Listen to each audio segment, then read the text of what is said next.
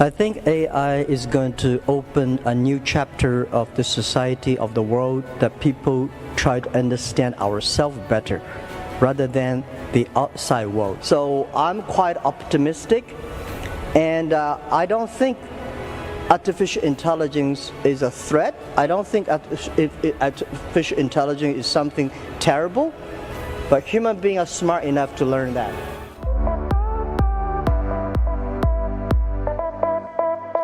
Y en minutos Marta Urrúa va con otra entrevista, pero ahora nos vamos a meter en esa inteligencia artificial aplicada, la cultura de los datos llevada a las empresas. Y va a ser Rodrigo Ponce quien modere esta charla. Antes te presentamos de quién se trata. Rodrigo Ponce, gerente general de Google Cloud Argentina y Uruguay. Asumió esta responsabilidad en noviembre de 2019 y antes de incorporarse a Google fue director regional de ventas y director de Cloud en Oracle. Previamente trabajó en MuleSoft y Microsoft. Rodrigo es ingeniero de la UADE, posee un MBA de la Universidad Torcuato Di Tella y su hobby es el tenis. Buenos días, bienvenidos. Hoy vamos a charlar de inteligencia artificial aplicada a los negocios y de cultura de datos. Me acompaña un panel de ejecutivos tremendo. Además son expertos en cada una de sus empresas, son referentes en la industria. Los presento. Rafael Soto, ¿qué tal? ¿Cómo estás, Rafa? ¿Todo bien? ¿De Modo? El CEO de Modo. ¿Qué tal? Martín Ruiz, director de operaciones de Action Energy. ¿Cómo estás, Martín? Muy bien, ¿vos? Muy bien, muy bien. Ana Laura, ¿cómo estás? Directora de Comercio Electrónico de Unilever. Hola, buen día para todos. Muchas gracias por invitarnos y compartir nuestra experiencia de Unilever. Fernando Turri, CEO de Banco Galicia. ¿Cómo estás, Fer? Bienvenido. Hola, Rodrigo. Hola a todos. ¿Qué tal? ¿Cómo andan? Bueno, Rafa, arrancamos charlando un poco de inteligencia artificial. ¿Cómo es en Modo? ¿Cuál es la mirada sobre la inteligencia artificial y cómo eso está de alguna manera impactando la manera de pensar los procesos de negocios dentro de Modo? Perfecto. Bueno, cuando me invitaron a este panel yo pensé, Modo acaba de arrancar. Para hacer inteligencia artificial se necesitan datos. ¿Qué puedo aportar yo en este panel? Y después me puse a pensar que nosotros ya estamos usando inteligencia artificial al onboardear a los usuarios con la validación de identidad. Cuando los usuarios hacen transacciones y las transacciones viajan por todo el sistema de pagos de las redes de tarjetas, los bancos, los procesadores también pasan por procesos antifraude que usan inteligencia artificial.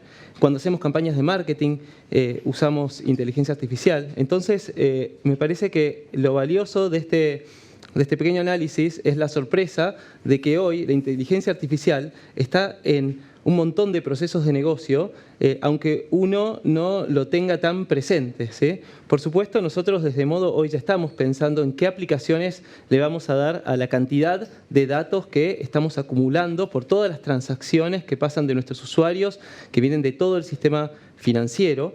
La primera aplicación que nos estamos imaginando es la prevención del fraude, donde hay muchísimo para hacer. El fraude en esta época de pandemia ha escalado terriblemente, temiblemente, y desde Modo tenemos una responsabilidad enorme por la cantidad de transacciones que van a pasar a través de la plataforma y tenemos que prevenirlo. Entonces, hoy lo que nosotros estamos haciendo es ya estamos alimentando un motor de riesgo de prevención de fraude con datos que necesita de varios meses para poder estar en condiciones de acompañarnos y ayudarnos en la determinación de si una transacción es fraudulenta o no, pero ya desde el inicio estamos tomando la data para poder en el futuro tomar decisiones más inteligentes. Muy bien.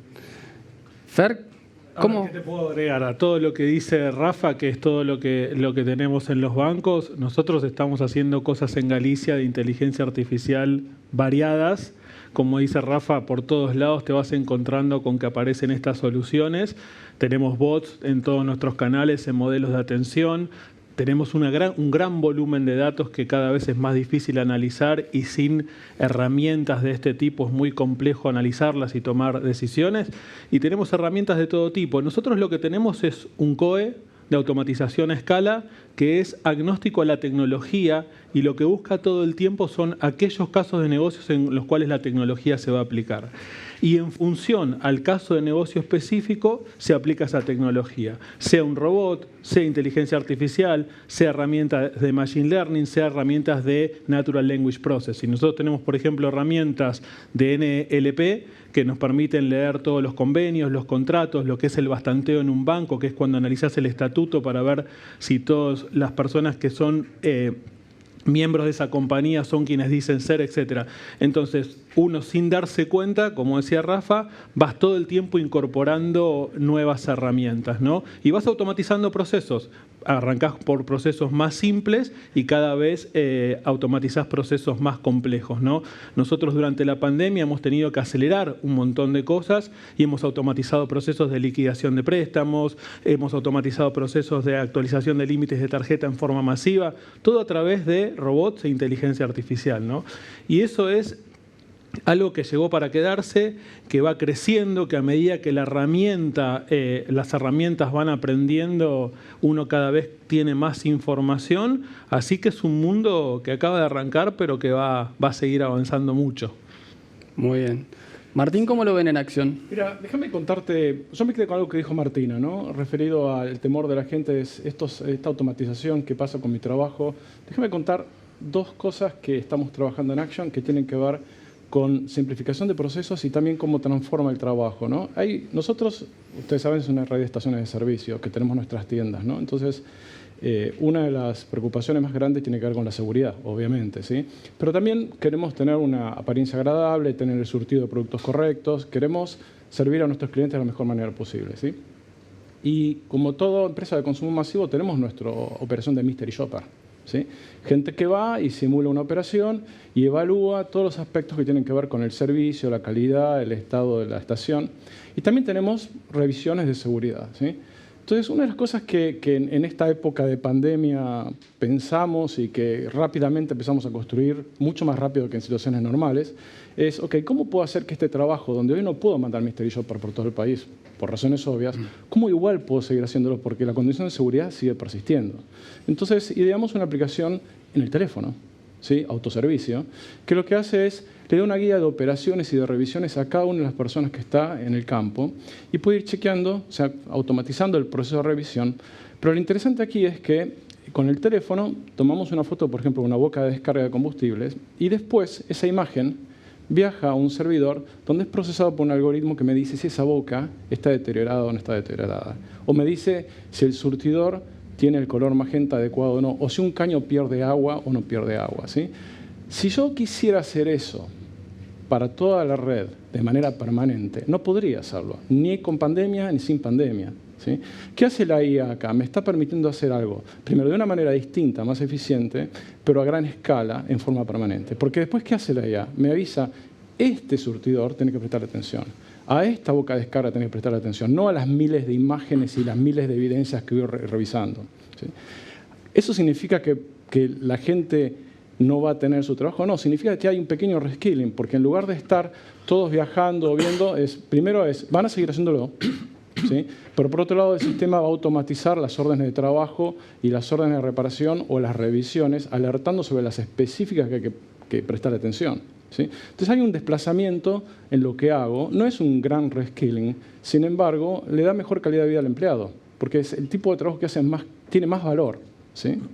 Ese es un caso. En otro caso, que no están ahí de inteligencia artificial como entendemos las redes de neuronas y cosas así como mágicas, sino mucho más basado en estadística, es cómo surto a la tienda con el producto correcto para el público que tengo ahí, en lugar de decir estoy mandando un set siempre el mismo, ¿sí? Y eso es, volviendo al tema de grandes datos, de grandes volúmenes de datos, es la combinación de algoritmos de estadística y de inteligencia artificial con las preferencias del consumidor que están reflejados en un data lake que tiene inmensa cantidad de datos. Sin esa combinación, nunca podría haber determinado que para Ana es mejor determinado producto que otro producto que estoy ofreciendo, ¿sí? Ni tampoco cómo acompañarlo para que la combinación sea más efectiva que un producto solo, ¿sí? Esas cosas, aunque tenga un montón de personas trabajando, jamás las podría descubrir. Sin embargo, al operador de la tienda le hace la vida mucho más simple, ¿sí? Bien, Ahí, bien. déjame complementarte pensando un poco en todo lo que implica el uso de datos. y desmistificando un poco el lenguaje y la forma de implementar, como vos decías, en el día a día, pasan un montón de cosas, la verdad que uno se pone a pensar. Y cuando uno tiene fuerte foco en el consumidor y en el cliente y entiende que la velocidad en adaptarse y hacer cosas para sorprenderlo, para estar a la altura de las circunstancias y ser mucho más eficiente en el uso de los recursos, en casi todas las áreas, en el caso de Unilever, hay diferentes procesos y diferentes automatizaciones y diferente gestión del uso de la información. Podríamos decir desde el modelo, y ahí buscando un poco desde tu ejemplo, desde el modelo de planificación y forecasting, que fue todo una implementación que barrió varias áreas a lo largo de hace un par de años y que implicó confiar también en el uso de los datos. Si querés, en lo que estábamos escuchando antes, en general, el adaptarse a que la información genera buenos insights y que con eso nosotros podemos agregar valor, también es un cambio en la forma de incorporar los datos o la inteligencia artificial a la gestión. Entonces, desde la planificación, desde el uso de las audiencias para pensar en nuestras campañas de marketing, desde el uso de la geolocalización para identificar los surtidos, como vos decías, cuál es el surtido conveniente, la combinación de portafolio en el canal correcto. Creo que aparecen muchos ejemplos más simples que en el día a día desmistifican y que cuando uno se da cuenta del valor, relaja y empieza a disfrutar de gestionar desde otro lugar, ¿no? Ana, recién mencionaste el tema del cambio, mencionabas en lo que estabas comentando, el cambio cultural, ¿no? Que está subyacente a todo proceso de transformación. ¿Cómo están viendo y digamos, cuál es el impacto, qué es lo que están haciendo respecto a cambio cultural y cómo acompañar a acelerar ese proceso de transformación? Bueno, la verdad que está buenísimo hablar de esto porque para que uno pueda incorporar y maximizar lo que estamos charlando, tiene que haber una visión y una convicción fundamental del equipo de liderazgo de la compañía de que esto es parte de lo que nos permite crecer. Entonces, dentro de la cultura y la transformación hay una parte que tiene que ver con la visión del equipo de liderazgo. Entonces, una vez que eso se instala, y sobre todo en nuestra cultura de trabajo en Unilever, somos absolutamente fuertes en llevar adelante cualquier plan de trabajo asociado a lo que nos proponemos. Así que partiría hablando, por un lado, de la visión de los equipos y después, por otro lado, en dos movimientos que tiene que ver con la incorporación y el tener el talento adecuado, las capabilities dentro de la compañía para poder gestionar y para poder llevar adelante el plan de trabajo más rápido. Y por el otro lado, todo lo que tiene que ver el proceso de formación interno de las diferentes áreas con diferentes expertices y buscando ese upskilling o ese reskilling de toda la organización con planes de capacitación, con charlas, con trabajar más cruzado en función de procesos para que el conocimiento pueda ir de un lado para el otro.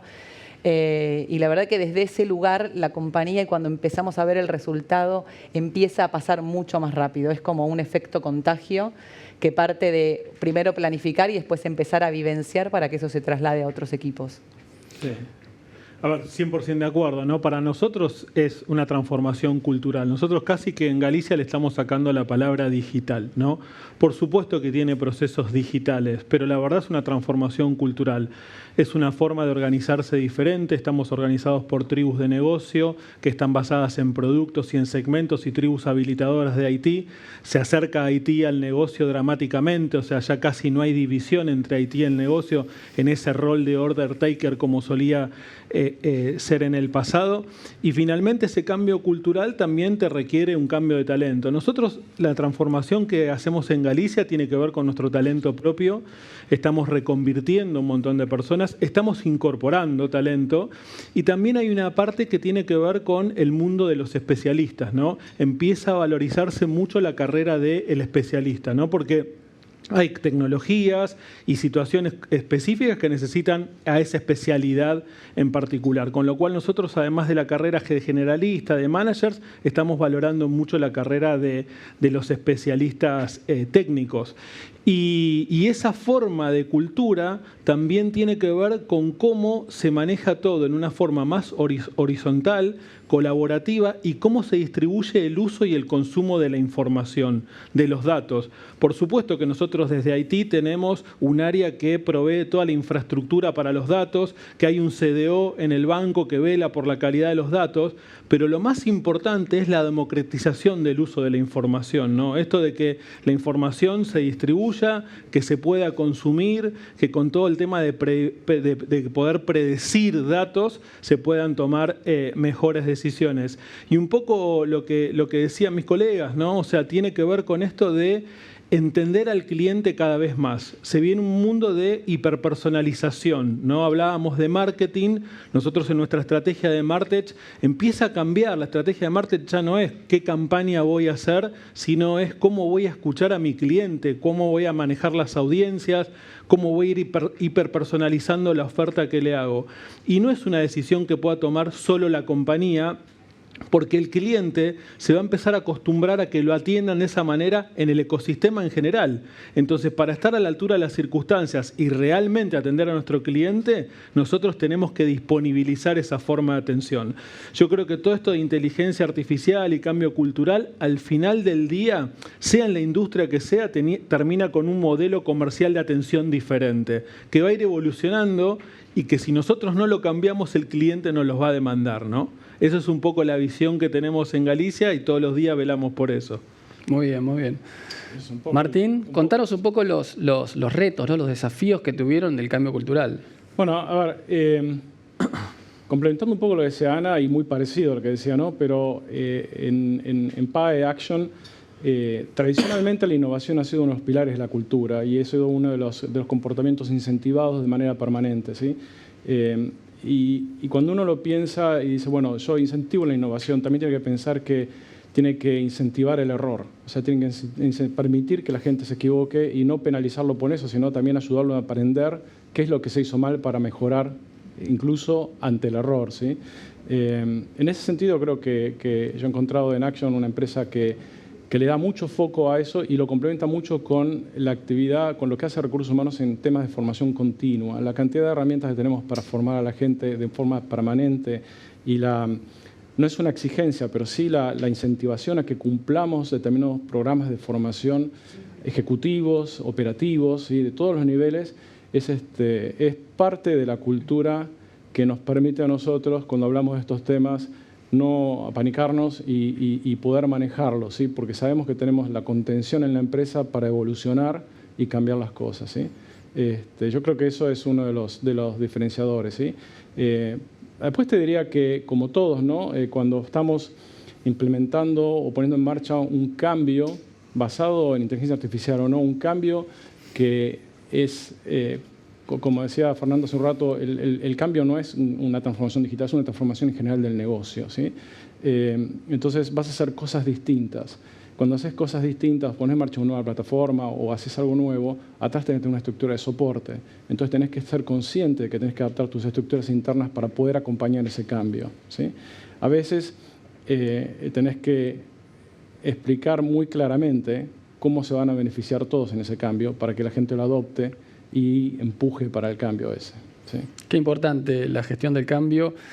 Rafa, desde una compañía completamente digital, me imagino que lo que es la gestión cultural, el cambio cultural, es algo de todos los días, ya nacieron en modo de esa manera. Claro, nosotros tenemos una compañía que tiene poco más de 6 meses de existencia, entonces no vivimos un proceso de transformación cultural, sino que ya nacimos como una compañía con una cultura muy digital, muy ágil. Fue nuestra forma de nacer, porque además nosotros nacimos a toda velocidad, ¿no es cierto? Entonces no tuvimos otra opción que hacer las cosas de manera muy ágil. Y acá Fer es testigo porque fue parte de todo el proceso de construcción de Modo. Y creo que un aporte que ha tenido Modo importante es a la industria bancaria, porque nosotros, así como teníamos que correr, teníamos otros 30 y tantos bancos que tenían que correr a la misma velocidad para poder ser parte de Modo.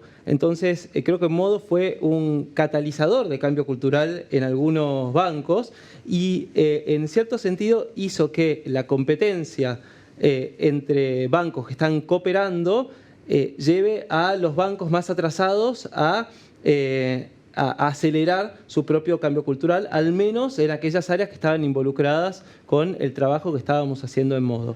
Fue un desafío gigantesco de tantos bancos trabajando juntos. Salimos al mercado con 15 bancos que se habían integrado. Eso llevó a un ejercicio de coordinación tremendo.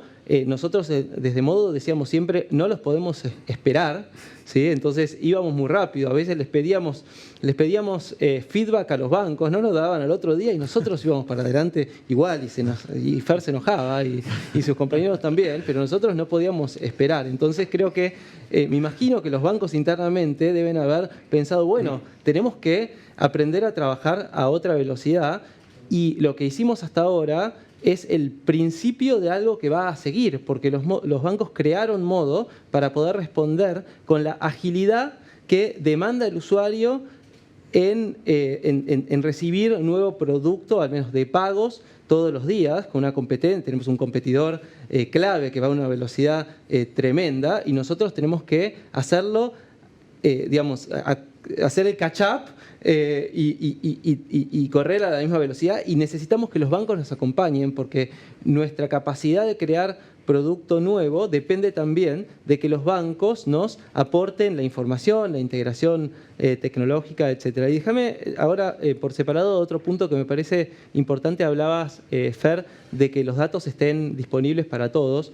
Lo que nosotros sí, desde Modo, tomamos algunas decisiones respecto de cómo generar la cultura de datos, ¿no es cierto?, de toma de decisiones basadas en datos, y una decisión que tomamos es no tenemos área de BI, una área de BI que recibe pedidos de tableros, análisis, etc. Tenemos un área de datos que lo que hace es disponibilizar la información, asegurarse que está bien organizada, que está accesible, que están disponibles las herramientas para que todo el resto de los empleados pueda utilizarla, explotar la información. Hoy, no, digamos, un área X no le pide un área Y que le haga un Excel, ¿no es cierto? Es el responsable de agarrar el Excel y hacer el análisis. Bueno, nosotros tenemos que hacer lo mismo. Entonces, lo que el área de datos también tiene responsabilidad es de generar las herramientas, capacitar en las herramientas, capacitar en herramientas de BI, capacitar en SQL o Python, herramientas de lenguaje de programación de datos, para que todas las áreas, no es todas las áreas, todos los empleados de Modo puedan explotar la data en su máximo potencial. Qué interesante el cambio. Me imagino no menor ese desafío de interactuar con tantas organizaciones en una mirada de ecosistema, todos integrados, ¿no? Yendo un poco a las ventajas competitivas que ustedes creen que son importantes al momento de aplicar inteligencia artificial en su negocio, en su organización, en su industria. ¿Qué me pueden contar de eso? Yo creo que es cross industria, porque se beneficia todas las industrias. En el caso nuestro son infinitas las posibilidades. Podés hacer de mejoras, como te decía antes, desde el modelo comercial y atención al cliente, en estrategias de marketing, en estrategias de MarTech, de cómo escuchás la audiencia, de cómo lográs esa huella digital de tu cliente para cada vez hacerle ofertas más asertivas. Pero de puertas para adentro hay un montón. Hay cosas de ciberseguridad, hay cosas de cómo automatizar un data center, cómo predecir cómo funciona tu red de cajeros, cómo automatizar procesos. Digo, es infinita la posibilidad. Yo sí creo y estoy convencido de que todas esas ventajas que tenemos de menor posibilidad de errores, atención 7x24, que también es una demanda del cliente, 7x24, 365 días al año. El cliente quiere que lo atiendas en cualquier momento, en cualquier hora del día. Y esas son todas las ventajas que tenemos. Y sí hay una parte, que por ahí suena trillado, pero es importante, que tiene que ver con la empatía, las emociones y la atención personalizada. Y son cosas que se compatibilizan, o sea, para mí no son excluyentes, ¿no? Entonces yo creo que todos esos procesos de automatización lo que hacen es liberar al talento para que ese talento se pueda dedicar a atender al cliente en forma mejor, personalizada y con cosas que sí requieren de la atención humana. Hay números de Gartner que dicen esto, que los pueden buscar en cualquier publicación, ¿no? Muchas veces se ve estas tecnologías como amenaza y la realidad es que para mí son totalmente compatibles para que la combinación persona-tecnología logren un mejor resultado para la compañía, ¿no? Y como te decía, en un banco como el nuestro puede haber todos los ejemplos que te dije y hay millones de casos médicos donde ves bots estudiando historias clínicas y donde se convierten en una herramienta específica y fundamental para que un médico pueda trabajar mejor con su paciente. Con lo cual, para mí, las ventajas son enormes, no hay que tenerle miedo, hay que aprovecharla. Sí me quedo con lo que decía al principio, ¿no? Esto que nosotros ponemos en nuestro código de automatización, o sea, no implementar la tecnología porque sí, que haya un caso de negocio detrás, que tenga un propósito y un valor, un repago para la organización, ¿no? Y estar atentos porque de vuelta va a haber mucho que es lo que el cliente nos va a pedir y tenemos que poder disponibilizarlo, ¿no? Ahí me parece que está todo dicho. Para complementarte y agregar algo más, desde el lado del producto, ¿no? Cuando uno tiene información, puede gestionar escuchando a las audiencias, entendiendo la tecnología de los productos, de las materias primas, entendiendo esa combinación. La verdad que la posibilidad de generar productos innovadores y poder aprender en tiempo real y hacer las correcciones y hacer pruebas y escuchar y volver y hacer prelanzamientos. Me parece que también desde el lado de, para ir a un ejemplo distinto, sin duda que el cliente y trabajar en vez de en push en pull o de un lado para el otro y simplificar y relajar respecto de los procesos de innovación.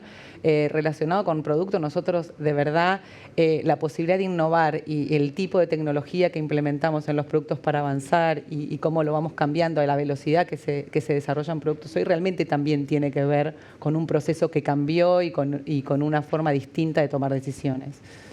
Bien. Yo voy a ser un poquito distinto en la respuesta, ¿no? Yo creo que no tenés una ventaja por implementar inteligencia artificial, tenés unas desventajas si no lo haces. O sea, la inteligencia artificial no es algo desconocido, algo nuevo que está entrando en el mercado, ya es masiva, está bueno, en este caso no tengo el reloj inteligente, pero tenía un refrigerador que se comunicaba automáticamente con su fabricante para hacer su autodiagnóstico y mandarme el técnico si se rompía, ¿sí? Está en la casa de todos, ¿sí? Entonces, si como empresa no implementamos inteligencia artificial, entramos en desventaja. Ahora, ¿dónde está la ventaja? Es como cuando tenemos grandes datos, ¿no? ¿La ventaja es tener los datos? No, la ventaja es saber plantearse las hipótesis correctas para poder en los datos encontrar el insight que estoy buscando y ver si puedo mejorar en algo en mi organización. Con la inteligencia artificial es lo mismo, ¿sí? Es como un toolbox, es como tener un martillo y no saber usarlo, ¿sí? Tengo que aprender a usar el martillo, no es que tengo que tener el martillo compro rápido y lo tengo, ¿sí? En este caso, la ventaja pasa por tener el talento adecuado y saber utilizarlo, ¿sí?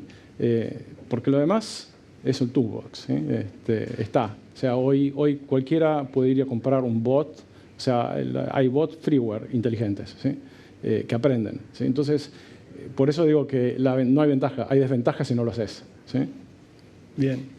Nosotros tenemos un desafío enorme de cómo agregar valor a la industria sin afectar competitivamente a los jugadores, ¿no? Tenemos una cantidad enorme de datos que van a pasar por nuestra plataforma que le puede agregar un montón de valor a los usuarios que usan diferentes bancos, medios de pago, en el futuro productos de inversión, acceden a diferentes beneficios, promociones, tienen disponible una tarjeta y no tienen disponible en otra. Bueno, cantidad de información de todos los jugadores de la industria que conviven en Modo. Y tenemos que ver, pensar cómo agregarle valor a esos usuarios, dándoles recomendaciones, ayudarlos a usar mejor su dinero, ¿sí? Pero con esa restricción, ¿no es cierto?, que no podemos afectar competitivamente. Es algo que ya estamos pensando a ver cómo poder dar ese valor. Creo que uno de los grandes desafíos es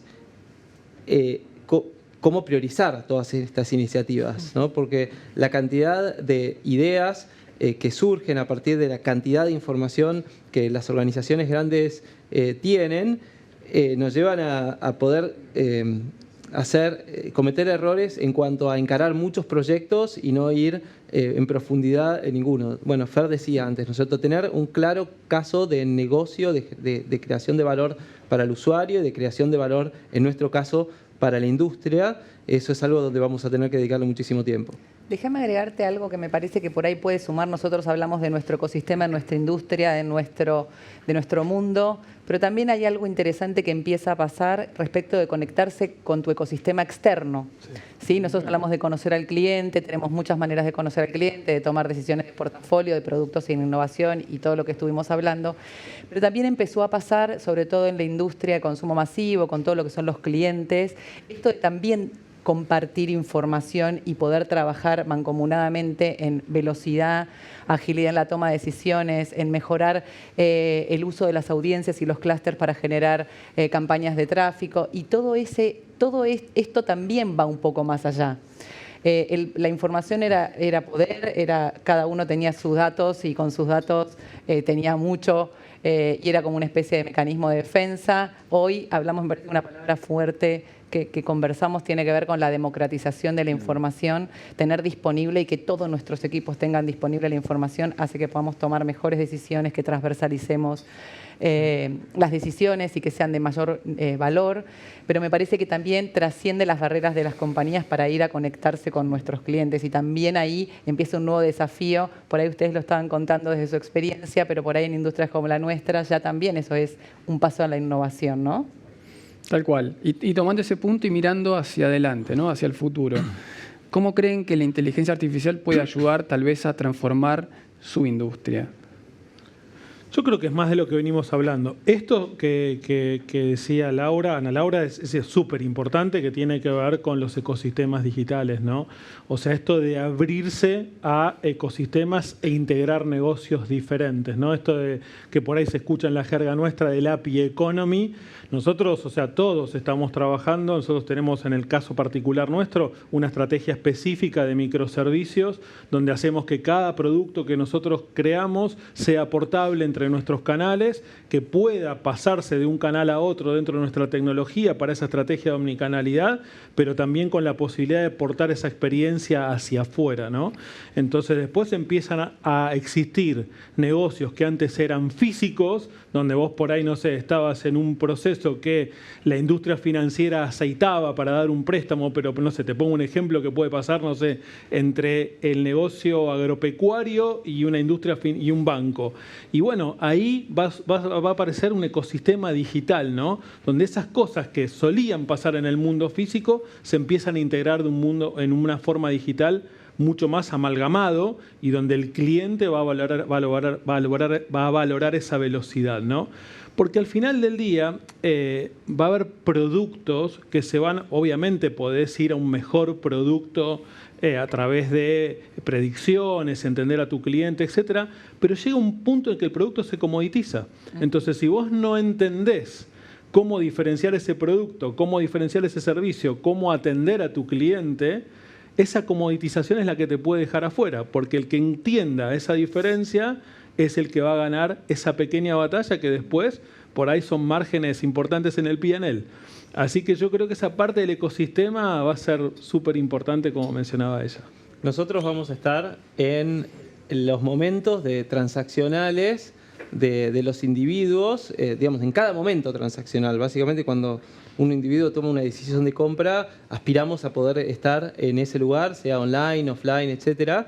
Y lo que pensamos es que podemos tener un lugar de trabajo muy cross-industria, ¿no es cierto? Hemos estado hablando acá con la gente de Action, hemos estado hablando con un montón de empresas en cómo vincular la experiencia de pago con la experiencia de compra. Por ejemplo, que cuando estás cargando nafta, cuando vayas a pagar, la aplicación te ofrezca un café. Y si en general tomás té con leche, te ofrezca té con leche. Cuando vas a pagar el cable, al momento de pagar el cable, que te ofrezca comprar el paquete de HBO, ¿no es cierto? Bueno, dije una marca. Digamos, porque sabe que te gusta ese tipo de contenido, ¿no? Pero entonces, ¿cómo generar herramientas que le aporten valor al usuario, no solamente dentro de digamos, tu portafolio de productos, sino un portafolio cross industria. Sin duda. Y pues la verdad, dando por descontado que con los datos podés hacer maravillas y ofrecerle a la gente lo que quiere, al final termina siendo, yo me imagino un escenario donde las operaciones de la compañía se ejecutan de la manera más eficiente posible y el talento lo estás usando para justamente diferenciar la relación. Porque después toda esta innovación rápidamente se transforma en un commodity. O sea, todos lo vamos a tener. Esto es como cuando empezaron los RPs, ¿sí? Ahora todo el mundo tiene un RP. O sea, el tener un RP no es una ventaja competitiva, ¿sí? Como dije antes, es una desventaja no tenerlo. Este tipo de innovaciones dentro de poco va a ser el estándar de la industria, ¿sí? Y lo que va a prevalecer es el talento de la gente, ¿sí? Es lo que va a marcar la diferencia. El talento para poder buscar, como dije antes, insights, o el talento para dirigirse adecuadamente a un cliente y hacer que lo prefieran por la calidez de la persona o por el trato o por la calidad de la instalación, ¿sí? Elegí lo que quieras, pero eso es lo que va a marcar la diferencia, porque después atrás vamos a ser todos muy parecidos, ¿sí? Muy bien. Ana, ¿cómo lo ven? No, en realidad creo que volvemos un poco al principio que tiene que ver, nosotros tenemos devoción por el consumidor y por nuestros clientes y todo lo que nos permita fortalecer y hacer esa diferencia para nosotros es fundamental.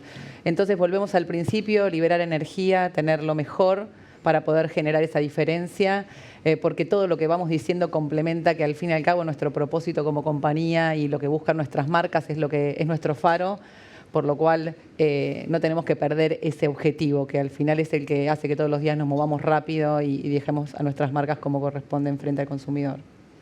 Bueno, muy bien. La verdad es que hemos tenido un gustazo. Me ha tocado por primera vez estar de este lado. Me la han hecho muy fácil. Así que espero que la hayan disfrutado.